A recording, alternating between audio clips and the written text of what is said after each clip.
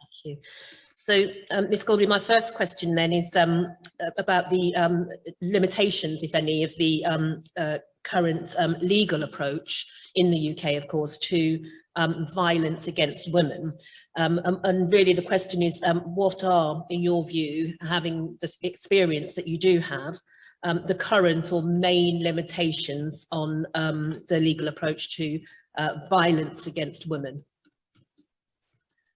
Okay, well, I think there's first of all, there's a big disparity between what the UK is required to do as a state party to CEDAW and what it's actually doing in practice.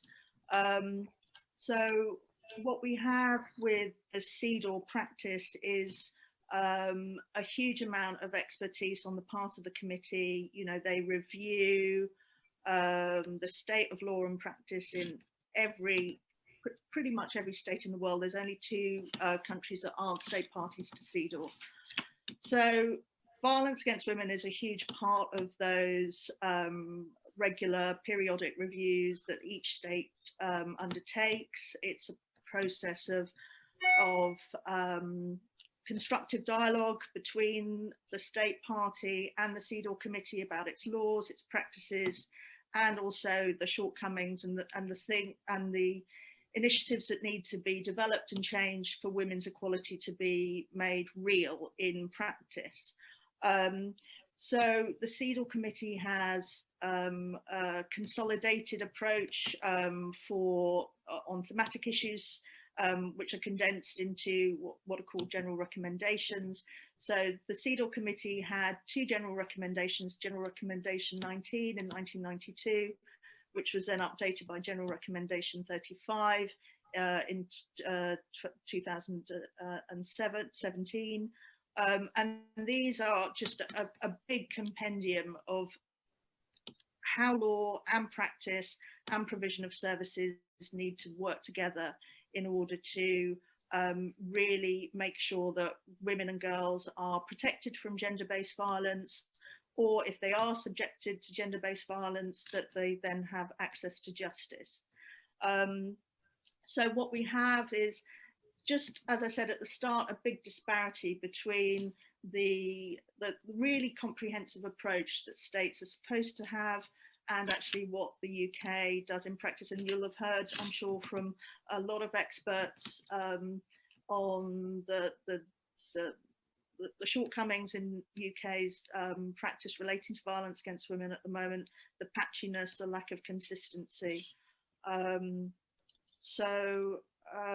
I think the disparity is particularly compelling given that, you know, the UK seeks to be a leader internationally on violence against women. So we've just had the Generation Equality Forum in Mexico, and at the end of this month we'll have the follow-up Generation Equality Forum in Paris. These are online events. They're the biggest international event on gender equality since the Beijing conference in 1995.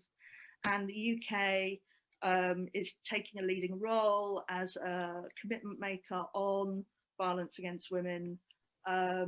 It's also promoted through its work in the G7. There's a group of experts called the Gender Equality Advisory Council, which includes Dr. Dennis Mukwege, who's the Nobel laureate, you know, people who are very expert, who have given a lot of information and advice on what needs to be done for gender equality. The UK is leading this as part of the G7, and yet we have this disparity between what happens within the UK and what the UK is doing in its public facing work in international legal forums.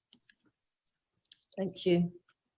There's a bit to follow up on there, but what I'm going to do is just move on to the next question, Ms. Gormley, and so that there's enough time for the judges to ask some questions if they do have any. And the next question is about your work that you're involved in tackling violence against women website, I should say the Tackling Violence Against Women website, and how the information that is presented on that website, how that contributes to the understanding of women's rights not to be subjected to gender-based violence. Okay, so the Tackling Violence Against Women website, it includes information about what is said at the international level, so in the UN treaty bodies, including the CEDAW committee, and then in the regional human rights frameworks. So, for example, the Inter-American Court, and more relevantly for the UK, the European Court of Human Rights.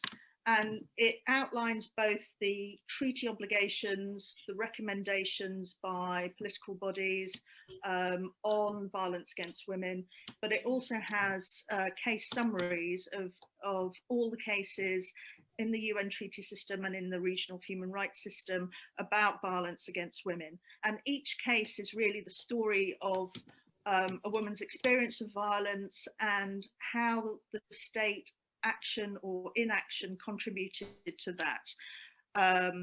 So on the basis of that, with the Tackling Violence Against Women website, it's really a compendium of information about the good practices that the UN treaty bodies and the regional bodies recommend. Well, they're more than recommendations, they are the rulings that these adjudication bodies have told states have to happen in order to ensure women's rights, not just to equality before the law, but also the right not to be subjected to violations of the right to life and the right not to be subjected to torture. So whether or not these acts of violence are committed by state agents or non-state agents, so for example, a violent partner or an abusive father,